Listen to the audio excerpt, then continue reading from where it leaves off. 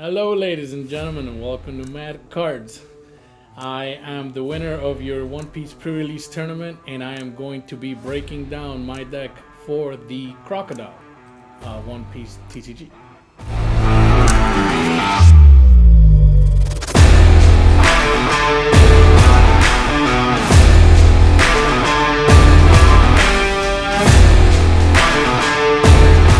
Alright, let's get to the nitty-gritty of it.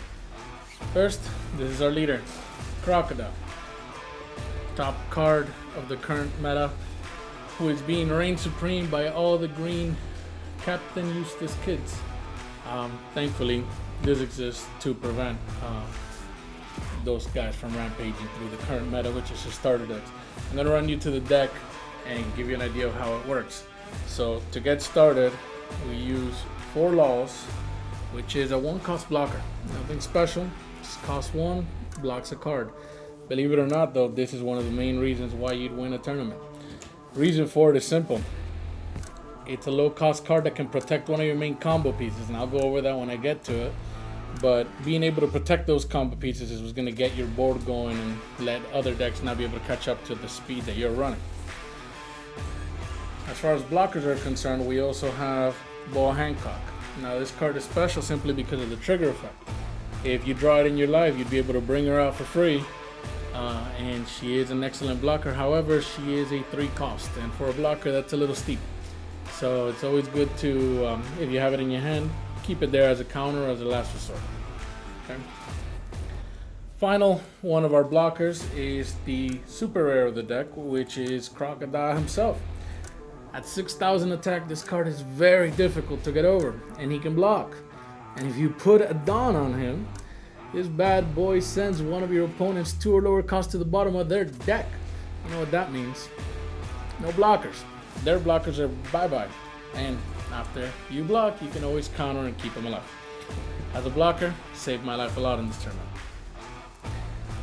Moving forward, we have the Thrust Pad Cannon. Now, I use this card quite often today, and for a good reason. It just sends a monster back. Well, not a monster character, but it does send one back, 3 or lower cost. Now, this doesn't have to be your opponent's monster, it could be your own. And if, for whatever reason, let's say an attack is declared and you were to block it with one of your blockers, you can send your blocker back to the hand and the attack would just sizzle because it wouldn't have a target. And this is often a fantastic combo to use when you have, let's say, a Basil Hawkins in the opponent's field and they're trying to attack your guy so they can restand. If there's nothing to attack, there's nothing to restand, and they lose that turn. That makes a huge difference. So, Thrust Pad Cannon is a good friend of mine. We have the Love Love Mellow, also known as Love Love Beam. This is your buffer for the counters of this team.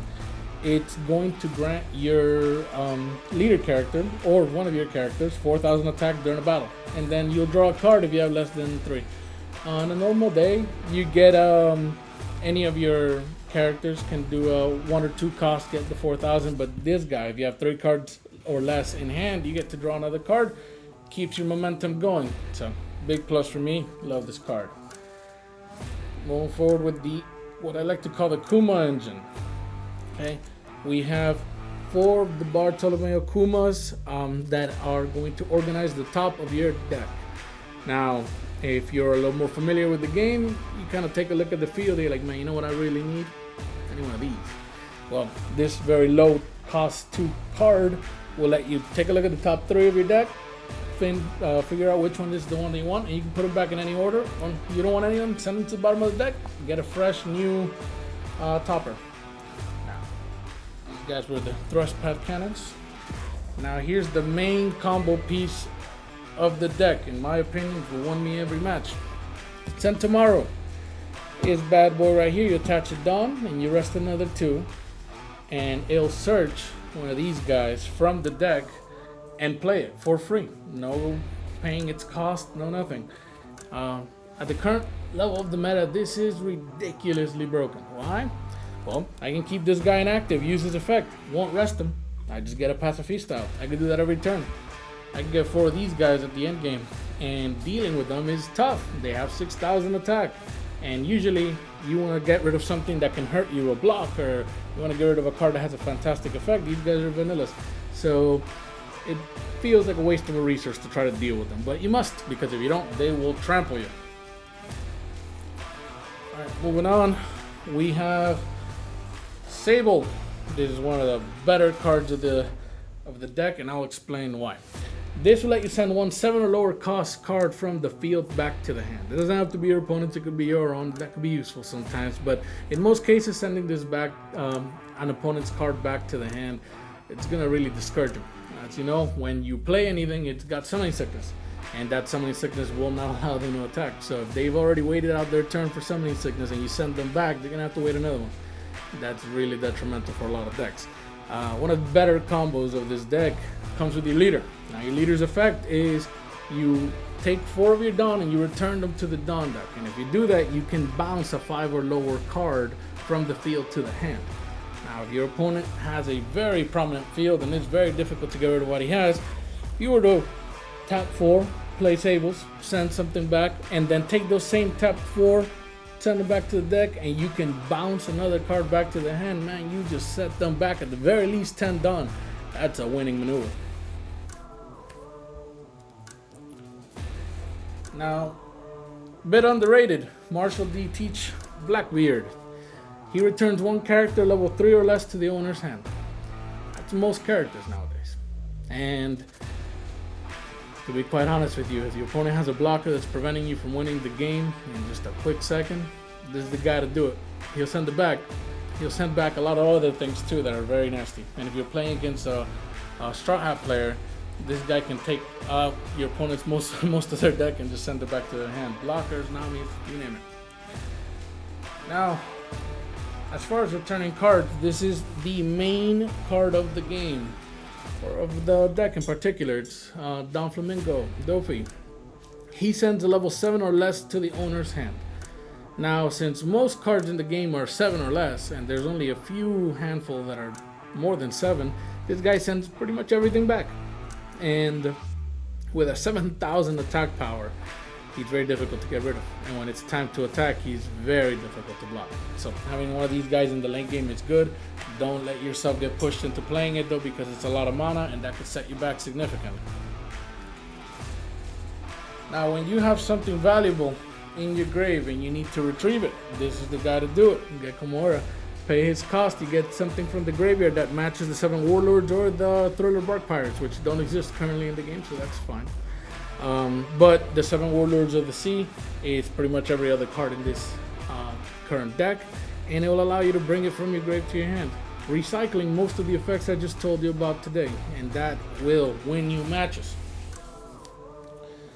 The final card that I think is worth talking about is Dracula Mihawk. Your only 2,000 counter. As you know, counters are important. Having a 2,000 counter is even more important. When you attach a Dawn and you attack, you draw 2 cards and you discard 2. You choose which 2 you discard, so you can get rid of stuff you don't need. Get 2 cards that are fantastic with a 5,000 attack. This guy can run through your opponent's leader, no problem.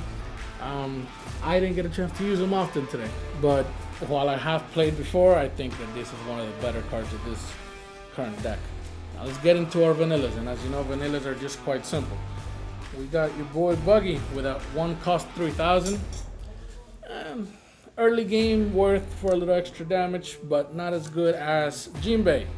Now Jinbei's 4,000 attack at 2 cost makes him an excellent card in this game because you only have to provide him with a single Dawn for him to be useful.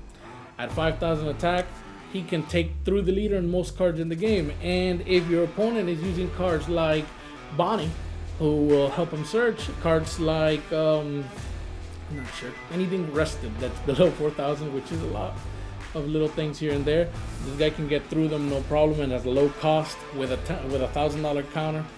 That's the man right here. And then finally, we have our 3 cost vanilla, which is Edward Weevil. This bad boy stapled the mustache to look like his big old dad, and guess what? He has a 5,000 power to prove it. Doesn't seem like a lot. Seems 3 cost is now for a card like this, but let me tell you, I've won a couple matches today because I had the extra guy on the field that nobody really cares about. He's vanilla. who's gonna attack him? Who's gonna mess with him? Well, this is the guy that hit for game and wanted me to do in at least 2 of my games today.